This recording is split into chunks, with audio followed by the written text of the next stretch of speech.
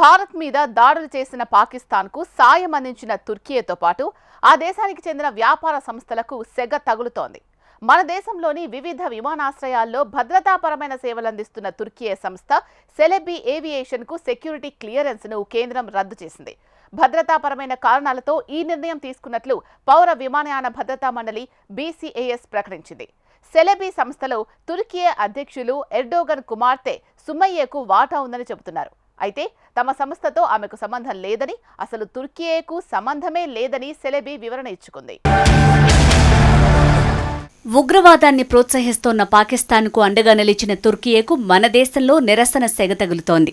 ఇప్పటికే దేశవ్యాప్తంగా ఆ దేశం తీరుపై తీవ్ర నిరసనలు వ్యక్తమవుతున్నాయి. తుర్కీ నుంచి దిగుమతి అవుతున్న వస్తువులను బహిష్కరిస్తున్నారు. ఆ దేశానికి చెందిన అన్ని రకాల సేవలను నిషేధించాలని డిమాండ్లు వెల్లువెత్తుతున్నాయి. బాయ్కట్ తుర్కీ నినాదాలు ట్రెండ్ అవుతున్నాయి. ఈ క్రమంలో తాజాగా కేంద్ర ప్రభుత్వం కూడా తుర్కీ మీద చర్యలకు ఉపక్రమిస్తోంది. మన దేశంలోని వివిధ విమానాశ్రయాల్లో భద్రతాపరమైన సేవలందిస్తున్న తుర్కీ సంస్థ సెలెబీ ఏవియేషన్కు సెక్యూరిటీ క్లియరెన్స్ రద్దు చేసింది. జాతీయ భద్రతను దృష్టిలో ఉంచుకుని తక్షణమే ఈ నిర్ణయం అమల్లోకి వస్తుందని పేర్కొంటూ bureau of civil aviation security BCAS ఆదేశాలు జారీ చేసింది. జాతీయ భద్రతను దృష్టిలో ఉంచుకుని నిర్ణయం తీసుకుంటున్నామని పౌర విమానయాన శాఖ మంత్రి కె రామ్మోహన్ నాయుడు జమ్మూలో తెలిపారు. ఇది భద్రతాపరమైన అంశమని సంబంధిత ఏజెన్సీలతో మాట్లాడుతున్నామని చెప్పారు. ఆ తర్వాత కొన్ని గంటల్లోనే సదరు కంపెనీపై చర్యలు తీసుకుంటూ ప్రభుత్వం నుంచి ఆదేశాలు జారీ అయ్యాయి. మన దేశంలోని అనేక విమానాశ్రయాల్లో అత్యంత కట్టుదిట్టమైన భద్రతా అంశాల్లో కూడా తుర్కీ పరోక్ష పాత్ర ఉందని తేలడంతో దేశమంతా ఉలిక్కిపడింది. తుర్కీకు చెందిన సెలెబీ ఏవియేషన్ విమానాశ్రయాల్లో భద్రతాపరమైన సేవలు అందిస్తోంది. Celebi airport services India, Celebi Delhi cargo terminal management పేర్లతో గ్రౌండ్ హ్యాండ్లింగ్ కార్యకలాపాలు నిర్వహిస్తోంది. హైదరాబాద్ సహా బెంగళూరు, ముంబై, చెన్నై, ఢిల్లీ, అహ్మదాబాద్, గోవా, కొచ్చిన్, కన్నూర్ వంటి కీలక విమానాశ్రయాల్లో హై సెక్యూరిటీ బాధ్యతలు సెలెబీవే. భారత్లో 2008 నుంచి ఈ సంస్థ సేవలందిస్తోంది. ఏటా 58,000 విమానాలు, 5.4 లక్షల టన్నుల సరుకు రవాణా బాధ్యతలను చూసుకుంటోంది. అందులో 7,800 మంది సిబ్బంది ఉన్నారు. అత్యంత కీలకమైన భద్రతా పనుల్ని ఈ సంస్థ పర్యవేక్షిస్తోంది. గ్రౌండ్లో విమానాలకు నిర్దేశం చేసే ర్యాంప్ సర్వీసులు, విమాన సమతుల్యతను నిర్ధారించే లోడ్ కంట్రోల్, ప్రయాణికులకు బోర్డింగ్కు అవసరమైన బ్రిడ్జిలను అనుసంధానం చేయటం, పోస్టల్, గోదాముల నిర్వహణ వంటి కీలక వ్యవహారాలను నిర్వహిస్తోంది.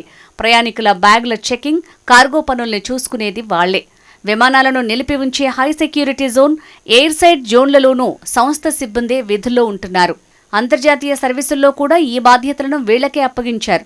తాజా పరిణామాల నేపథ్యంలో దీనిపై ఆందోళనలు వ్యక్తమవుతున్నాయి.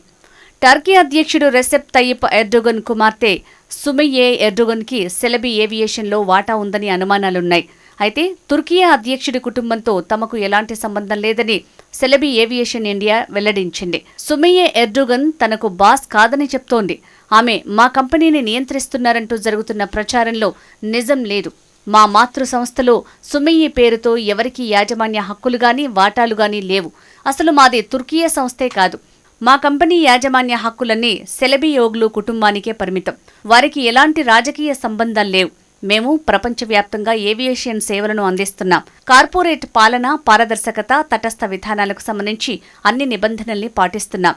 ఏ విదేశీ ప్రభుత్వంతో గాని, వ్యక్తులతో గాని మాకు సంబంధాలు లేవు అని కంపెనీ తమ ప్రకటనలో వెల్లడించింది. సెలెబీ ఓగ్లు కుటుంబం 1958లో సెలెబీ ఏవియేషన్ను స్థాపించింది. ఆ కుటుంబానికి చెందిన కానన్ సెలెబియోగ్లులకు మాత్రమే ఒక్కొక్కరికి 17.5% వాటా ఉందంటున్నారు. సెలెబీ ఏవియేషన్ యాజమాన్యంలో 65% ఈ అంతర్జాతీయ పెట్టుబడిదారుల వద్ద ఉందని చెప్తున్నారు. ఇవి Canada, Europe, UK, Singapore, UAE, పశ్చిమ ఐరోపా దేశాలకు చెందిన సంస్థాగత మదుపరులవేనని కంపెనీ తెలిపింది. భారత్లోనూ తమ సంస్థ అందించే సేవలను BCAS, CISF, airports authority of India నిరంతరం ఆడిట్ చేస్తూనే ఉంటుందని పేర్కొంది. భారత వైమానిక, జాతీయ భద్రత, పన్ను నిబంధనలకు తాము కట్టుబడి ఉన్నామని తెలిపింది. సెలెబీ ఏవియేషన్ 6 దేశాల్లోని 70 విమానాశ్రయాల్లో కూడా సెలెబీ కాంట్రాక్టులు సంపాదించింది. మరోవైపు పాకిస్తాన్కు డ్రోన్లు, క్షిపణులు, యుద్ధ నౌకలను అందించిన తుర్కియేపై దేశవ్యాప్తంగా నిరసనలు వ్యక్తమవుతున్నాయి. భూకంపంతో దెబ్బతిన్న తుర్కియేను ఆపరేషన్ దోస్తీ ద్వారా మన దేశం ఆదుకుంది. చేసిన సాయాన్ని మరిచి పాకిస్తాన్కు అండగా నిలిచిన తుర్కియే అధ్యక్షుడు ఎర్డోగాన్ మీద భారత ప్రజలు ఆగ్రహంతో ఉన్నారు. దేశవ్యాప్తంగా బ్యాన్ తుర్కియే ట్రెండ్ కొనసాగుతోంది. ముఖ్యంగా తుర్కియే నుంచి ఎగుమతి అయ్యే యాపిల్స్ ని పూర్తిగా బహిష్కరించారు. దీంతో ఆ దేశానికి 1000 కోట్ల నష్టం వాటిల్లింది. దేశానికి శత్రువు మనకు శత్రువే. సరిహద్దుల్లో యుద్ధం చేస్తున్న సైనికులే కాదు, దేశభక్తులుగా మనం కూడా తుర్కియేకి బుద్ధి చెప్పాలి. మనకు చాలా రకాల యాపిల్స్ అందుబాటులో ఉండగా మనల్ని వ్యతిరేకించే దేశాల పండ్లు మనకెందుకు అని ప్రశ్నిస్తున్నారు వ్యాపారులు. మరోవైపు తుర్కియేతో పాటు పాకిస్తాన్కు మద్దతు ఇచ్చిన అజర్బైజాన్ మీద భారత్లో ట్రావెల్ బ్యాన్ కొనసాగుతోంది. ట్రావెల్ ఏజెన్సీలు అక్కడికి బుకింగ్లు నిలిపివేశాయి. పలు భారతీయ యూనివర్సిటీలు కూడా ఆ దేశంతో చేసుకున్న ఒప్పందాలను రద్దు చేసుకున్నాయి. ఢిల్లీకి చెందిన జవహర్లాల్ నెహ్రూ యూనివర్సిటీ, జామియా మిలియా ఇస్లామియా, భారత్కు చెందిన మౌలానా ఆజాద్ జాతీయ ఉర్దూ యూనివర్సిటీ, టర్కీ విశ్వవిద్యాలయంతో ఒప్పందాలను రద్దు చేసుకున్నాయి.